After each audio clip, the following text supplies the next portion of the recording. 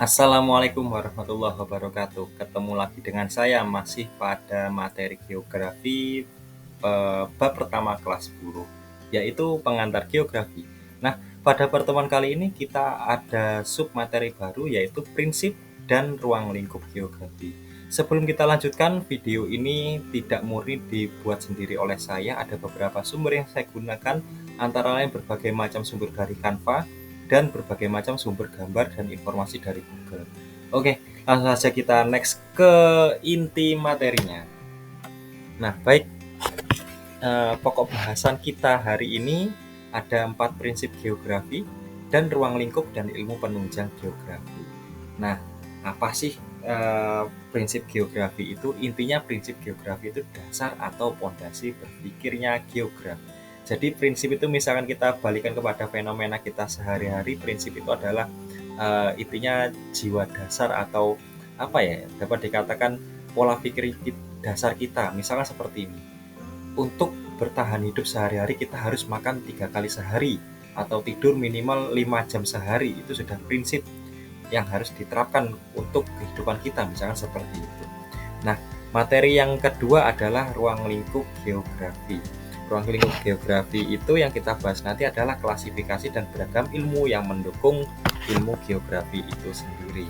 Baik, langsung saja kita next. Untuk prinsip geografi itu secara definisinya adalah dasar atau fondasi cara berpikir untuk menganalisis dan mengungkap fenomena geosfer. Jadi berbagai macam fenomena geosfer ya, bagaimana orang geografi memandangnya untuk menganalisisnya itu menggunakan prinsip geografi. Nah, baik, untuk prinsip geografi itu sendiri memiliki 4 sub bahasan atau 4 pokok bahasan, yaitu mulai dari persebaran, interrelasi, deskripsi, dan korologi. Nah, untuk persebaran itu sendiri berkaitan dengan persebaran fenomena geosfer dan fakta yang tidak merata di permukaan bumi. Di sini saya contohkan ada 2 fenomena, yaitu persebaran flora dan persebaran fauna, misalkan kayak gitu. Nah, untuk yang gambar pertama, gambar yang paling atas ini, yang peta Indonesia yang berwarna dominan hijau.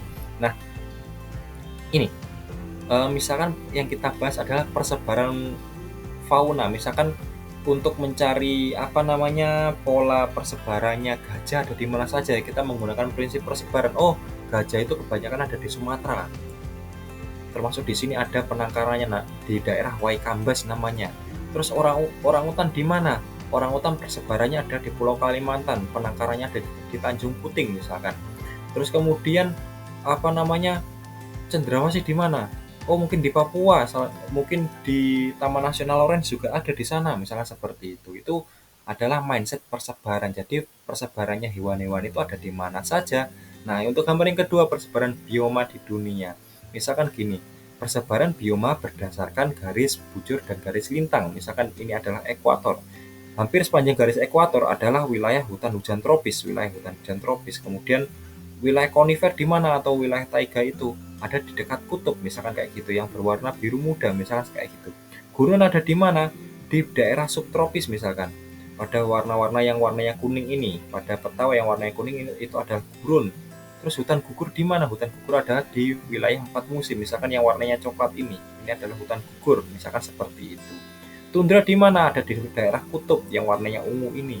Nah, stepa di mana? Stepa itu padang rumput. Kita cari saja padang rumput di mana. Misalkan di Indonesia ada di Nusa Tenggara Timur, dan sabana juga contohnya di Nusa Tenggara Timur ada. Misalkan di Banyuwangi ada di Baluran kayak gitu. Oke, kita next. Untuk prinsip selanjutnya, seorang geograf harus punya prinsip interrelasi. Apa sih interrelasi? Intinya prinsip ini dapat mengungkapkan hubungan keterkaitan antara fenomena geosfer yang satu dengan fenomena yang lainnya. Jadi mencari keterkaitan antar fenomena. Misalkan pada ilustrasi gambar ini, ketika waktunya panen cabai ternyata hujannya setiap hari turun lebat, akibatnya cabainya banyak yang rusak. Itu ada hubungan. Misalkan karena hujan yang sangat lebat menimbulkan banjir, atau hujan yang sangat lebat juga menimbulkan longsor, kayak gitu. Misalkan itu interrelasi. Jadi ada hubungan antara satu fenomena dengan fenomena yang lain. Kita next. Nah, kemudian ada prinsip yang ketiga, namanya prinsip deskripsi. Seorang geograf juga harus mampu mendeskripsikan berbagai macam fenomena. Prinsip ini memberi penjelasan lebih mendalam mengenai karakter yang spesifik dari fenomena geosfer dalam bentuk bisa peta, bisa grafik, bisa tabel, diagram, dan kalimat. Intinya prinsip deskripsi ini harus dimiliki oleh seorang geograf untuk menjelaskan dan memaparkan berbagai macam fenomena. Apapun bentuknya, intinya kita berusaha memaparkan. Misalkan di sini saya contohkan rata-rata jumlah curah hujan bulanan dideskripsikan dengan dengan diagram. Pada curah hujan tertinggi pada Januari dan Desember, tertingginya pada Januari misalkan kayak gitu. Terus dijelaskan bahwasanya pada peta di bawah, peta Indonesia di bawah, yang curah hujan tinggi yang warnanya hijau gelap di mana saja, misalnya di wilayah Sumatera bagian pantai baratnya Sumatera ini, atau misalkan curah hujan tertinggi juga di Papua di bagian kepala burungnya misalnya kayak gitu. Terus curah hujan terendah di mana yang warnanya paling gelap, yang warnanya kecoklatan, ternyata di Nusa Tenggara. Di Nusa Tenggara curah hujannya warnanya gelap, itu berdasarkan deskripsi yang kita sajikan dalam bentuk peta. Nah, selanjutnya prinsip yang terakhir adalah korologi. Prinsip korologi melihat masalah geografi dari sudut pandang persebaran, interrelasi, dan distribusi dalam suatu region tertentu. Region itu adalah wilayah. Jadi kita melihat berbagai macam permasalahan geografi atau fenomena geografi ya dengan sudut pandang persebaran, interrelasi, dan distribusi. Ada yang mengatakan bahwasanya prinsip ini adalah gabungan dari ketiga prinsip yang lainnya.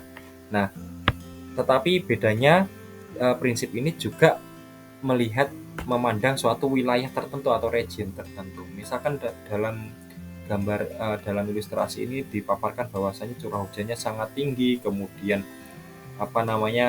terjadi gelombang tinggi di laut, kemudian setiap hari hujan-hujanan kayak gitu, dan dideskripsikan dalam bentuk peta misalnya kayak gitu. Itu contoh dari prinsip korologi.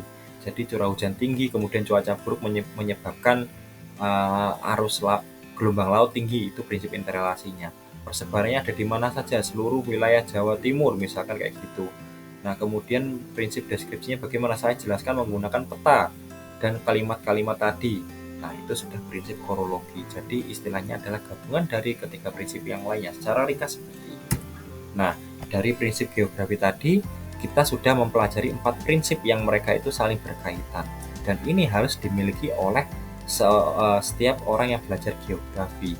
Bahwasanya geografi itu harus memiliki cara pikir persebaran, atau persebaran itu adalah istilahnya berbagai macam fenomena yang tersebar tidak merata di muka bumi. Kemudian ada interrelasi atau hubungan timbal balik antar fenomena. Deskripsi, yaitu mindset yang harus kita miliki untuk mampu memaparkan berbagai macam fenomena tadi. Dan korologi atau gabungannya itu tadi. Nah, yang selanjutnya, submateri selanjutnya, ilmu pendukung geografi atau ruang lingkupnya geografi itu ada apa saja sih? Untuk informasi, di sini tidak saya paparkan semua ilmu yang menunjang ilmu geografi itu sendiri. Ini saya berikan contoh-contohnya saja. Ada banyak sekali yang belum saya lampirkan, misalkan geologi, kristalografi dan mineralogi, terus kemudian juga oceanografi misalkan. Ini contoh-contohnya saja berdasarkan bab-bab yang kita pelajari di bangku SMA. Nah, untuk ilmu pendukung geografi ada geomorfologi, klimatologi, hidrologi, demografi, kartografi, penginderaan jauh, dan biogeografi. Jadi pada dasarnya geografi bukanlah ilmu yang berdiri sendiri, memiliki dasar-dasar ilmu sendiri, tetapi juga membutuhkan berbagai macam ilmu di bidang lain untuk mendukung ketercapaian ilmu dalam geografi itu sendiri. Nah, oke. Geomorfologi itu apa saja sih yang dipelajari? Adalah mempelajari bentuk muka bumi. Dataran, ada lembah, ada pegunungan, ada dataran tinggi, misalkan kayak gitu. Itu dipelajari dalam geomorfologi. Jika misalkan kita jabarkan kalimatnya, geomorfologi itu, geo itu bumi, morfologi itu bentuknya. Jadi bentuk bumi, atau misal kita cari istilahnya adalah bentuk muka bumi. Kayak gitu. Terus kemudian klimatologi, mempelajari iklim dan faktor pembentuknya. Jadi bagian atmosfer itu dipelajari dengan klimatologi. Kayak gitu. Nah, kemudian ada hidrologi, tentang perairan darat dan perairan laut, misalkan kayak gitu yang dipelajari. Kemudian demografi, mempelajari dinamika manusia, entah itu kelahiran, kematian, dan migrasi, serta jabaran-jabaran data kependudukan. Nah, kemudian ada kartografi, ini yang cukup urgent di geografi dan semua geograf harus menguasainya. Bahwasanya kartografi itu adalah ilmu yang mempelajari tentang pemetaan dan berbagai tekniknya.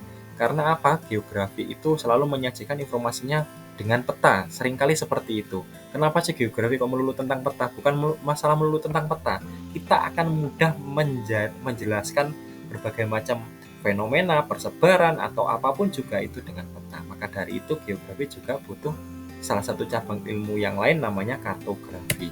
Nah, yang selanjutnya penginderaan jauh atau remote sensing, ilmu untuk memperoleh informasi ke ruangan tanpa kontak langsung dengan objek. Ini adalah teknik salah satu teknik untuk mengenali objek tanpa bersentuhan langsung. Biasanya digunakan alat berupa satelit atau pesawat atau balon udara untuk mengambil gambar dari tempat yang jauh dari ketinggian tertentu untuk mengamati kondisi ruang pada suatu wilayah misalnya kayak gitu. Nah, kemudian ada biogeografi, biologi yang dikaji dengan kewilayahan, namanya biogeografi, mempelajari hewan dan tumbuhan dari aspek persebaran dalam ruang misalnya kayak gitu. Jadi persebarannya hewan-hewan itu ada di mana saja. Nah, oke, untuk penutupnya tugasnya pada link deskripsi. Jadi misalkan nanti membutuhkan untuk latihan-latihannya untuk LKPD-nya dapat di-download pada link deskripsi. Sekian untuk pertemuan hari ini. Jadi misalkan ada berbagai macam pertanyaan dapat tulis di link di kolom komentar. Mohon maaf. Jika misalkan ada saran juga tolong ditulis di kolom komentar. Terima kasih, sekian dari saya. Wassalamualaikum warahmatullahi wabarakatuh.